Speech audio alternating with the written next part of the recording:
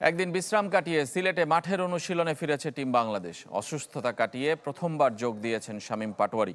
মঙ্গলবার এইচপি দলের সাথে প্রস্তুতি ম্যাচ খেলার কথা থাকলেও নিজেরাই দুই দলে ভাগ হয়ে খেলবে।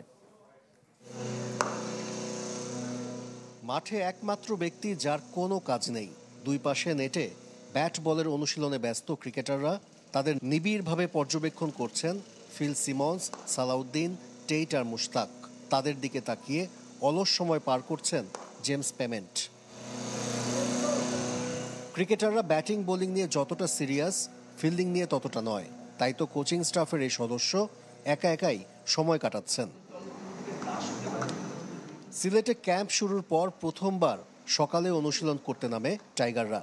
শামীম পাটোয়ারির জন্য প্রথম।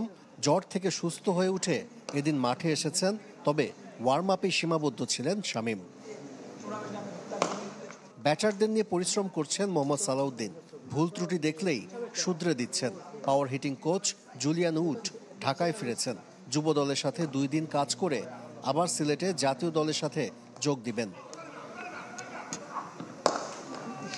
মঙ্গলবার বিসিবি এইচপির সাথে প্রস্তুতি ম্যাচ হবার কথা ছিল, তবে পরিকল্পনায় পরিবর্তন এনেছে টিম ম্যানেজমেন্ট।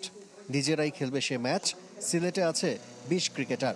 রাজশাহীর এইচপির ক্যাম্প থেকে মাহফিজুল ইসলাম রবিন, আহরার আমিন আর ওয়াসি সিদ্দিকীকে উড়িয়ে এনেছে বিসিবি। 23 ক্রিকেটার 2 ভাগে ভাগ হয়ে প্রস্তুতি ম্যাচ খেলবে। 2 বেলার অনুশীলনে সন্ধ্যায় ম্যাচ সিনারিওতে অনুশীলন করেছে ক্রিকেটাররা। আশিক রুদ্র, চ্যানেল 24, সিলেট।